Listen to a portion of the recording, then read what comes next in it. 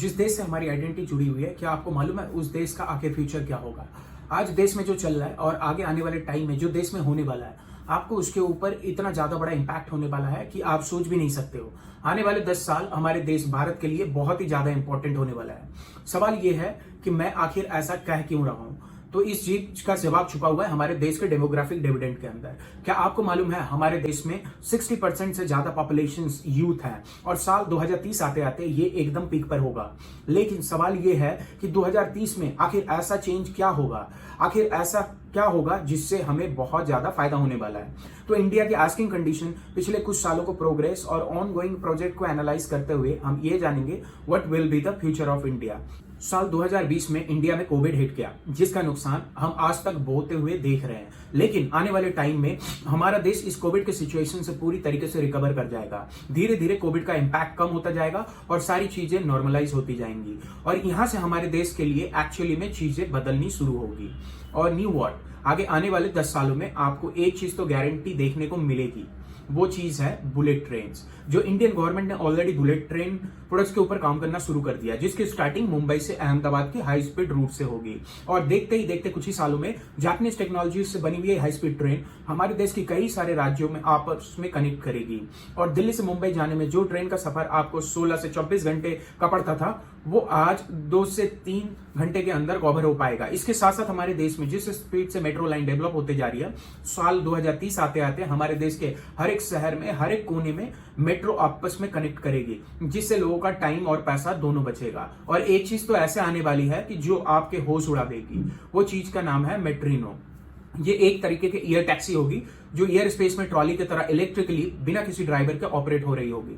बस आपको फोन में एक ऐप के थ्रू इनको बुलाना होगा और आप इसके थ्रू कहीं भी किसी भी शहर में ट्रैवल कर सकते हो। आने वाले शहर में हमारा देश भारत इस दुनिया का सबसे ज्यादा आबादी वाला देश बनने वाला है। आई नो, ये सुनकर आपके दिमाग में एक सवाल तो आ रहा होगा कि हमारे देश में पॉपुलेशन इतनी ज्यादा बढ़ जाएगी तो हमारी देश की गरीबी का क्या होगा? फिर तो गरीबी बढ़ जाएगी। ऐसा नहीं है। साल 2030 आते आते हमारे देश की 80% population middle class income group को बिलोंग करने लगेगी। कुछ लोग फिर भी गरीब होंगे, पर उनको भी सपोर्ट प्रोवाइड करके धीरे धीरे मिडिल क्लास की ओर शिफ्ट किया जाएगा। लेकिन स्टिल अगर इंडिया के आज की हम प्रेजेंट कंडीशन देखें तो 3 ऐसे सेक्टर है जिनके ऊपर हाइपर फोकस करने की जरूरत। Number 1, small businesses. आपको ये फैक्ट जान के बहुत ही ज्यादा हैरानी होगी कि चाइना के अंदर 3.5 करोड़ स्मॉल बिजनेस यूनिट्स हैं और वहीं पर इंडिया के अंदर पता है कितने हैं? 7 करोड़ स्मॉल बिजनेस यूनिट्स। पर इसमें एक बहुत बड़ा ट्विस्ट है। चाइना के जो 3.5 करोड़ एसएमईज है ना, वो उनकी टोटल जीडीपीज में 60% कंट्रीब्यूशन करती है और वहीं पर इंडिया में 7.5 करोड़ एसएमईज है, पर उनका कंट्रीब्यूशन हमारी जीडीपी में हार्डली 30% है। ऐसा इसलिए है क्योंकि लार्ज स्केल बिजनेसेस के लिए बैंक, फाइनेंशियल इंस्टीट्यूशंस और इनफैक्ट कंसल्टेंसी भी हमेशा हाजिर होती है। लेकिन बहुत ही कम लोग हैं जो स्मॉल और मीडियम स्केल बिजनेस को एम्पावर कर रहे हैं। वैसे हमारी गवर्नमेंट ने इस एसएमईज को सपोर्ट करने के लिए काफी सारे स्कीम्स निकाली हैं और गवर्नमेंट इनके तरह अपनी सपोर्ट धीरे धीरे बढ़ाती जा रही है। सेकंड सेक्टर है इंफ्रास्ट्रक्चर। किसी भी कंट्री की बैकबोन इनकी इंफ्रास्ट्रक्चर होती है। जिस भी कंट्री के अंदर अगर इंफ्रास्ट्रक्चर अच्छा होता है ना, उन कंट्री के डेवलपमेंट होने में आधा समय लगता है। बिजनेसेस से लेके आम आदमी, एक अच्छे इंफ्रास्ट्रक्चर का फायदा हर किसी को होता है। इंफ्रास्ट्रक्चर को बहुत ही स्पीड से डेवलप करने के लिए गवर्नमेंट ने bullet train project, smart city projects, metro line और हाईवे कंस्ट्रक्शन, हर चीज की तरफ पैसा लगाया हुआ है ताकि 2030 आते आते इंफ्रास्ट्रक्चर इतना स्ट्रांग हो जाए कि सारी चीजें वेल कनेक्ट हो जाए। और थर्ड और सबसे ज्यादा इंपॉर्टेंट सेक्टर, हेल्थ केयर। इन्हें वैसे तो हेल्थ केयर के मामले में काफी अच्छा कर रहे हैं, लेकिन स्टिल हम लोग अभी भी बहुत सारे देशों से बहुत ज्यादा पीछे है। लेकिन हम लोग कितना पीछे, इस चीज का एहसास तो पूरे देश को कोविड के सेकंड वेव के दौरान हो ही गया था। ना कि बेड से, ना कि ऑक्सीजन सिलेंडर, ना कि इतने डॉक्टर्स थे वो सारे के सारे अच्छे लोगों को ट्रीट कर पाए। मोस्ट इंपॉर्टेंटली हमारे देश में आज भी लोग ना हेल्थ को एज ए प्रायोरिटी नहीं, एज ए ऑप्शन ट्रीट करते हैं। जिससे पता है होता क्या है, जब भी किसी फैमिली को हेल्थ रिलेटेड प्रॉब्लम्स आती है ना, उन्हें ऐसे ऐसे इश्यूज फेस करने पड़ते हैं जो हमारे हेल्थ को प्रायोरिटी अगर हम दे तो वो हमें ना करना पड़े।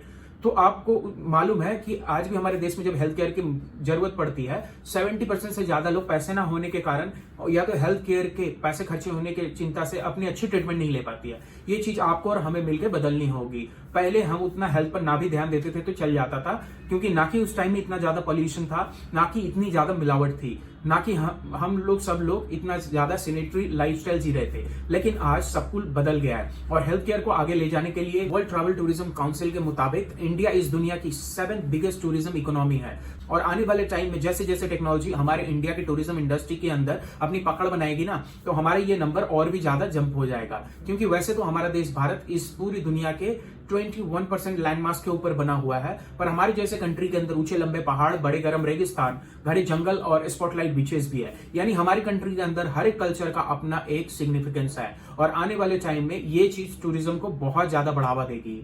गल्फ कंट्रीज सुनने में भी बहुत है और अमीर भी, पर ये सारी चीजें नहीं कर पाते अगर उनके पास स्टार्टिंग में ऑयल का सपोर्ट नहीं होता। तो ज्यादातर मिडिल ईस्ट ऑयल इकोनॉमी के ऊपर खड़ी हुई है।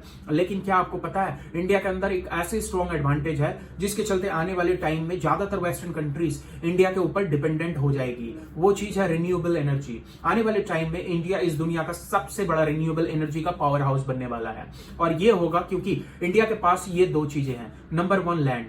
इंडिया के अंदर लैंड मार्क बहुत ज्यादा है।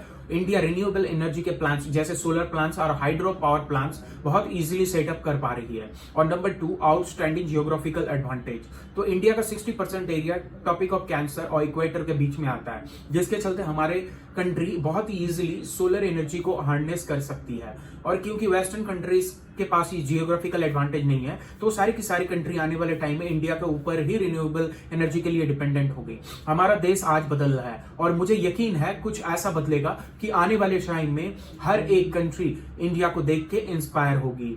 और इंडिया ग्लोबल फार्मा मैन्युफैक्चरिंग में 3rd और मिलिट्री पावर में 4th रैंक पर आती है, और मुझे इस बात पर पूरा ज्यादा गर्व है। ये वीडियो आपके और मेरे और हमारे देश के नाम थी। देखने के लिए आपका बहुत बहुत धन्यवाद, और आप इस वीडियो को लाइक, शेयर और भी अगर जानना है तो हमारे दिए गए नंबर में आप हमसे कनेक्ट करें। हम बिजनेस रिलेटेड कंसल्टिंग और आपको आपके छोटे स्केल के बिजनेस को और कैसे बड़ा कर सकते हैं, हम उनके बारे में डिस्कस करेंगे। तो बहुत बहुत धन्यवाद।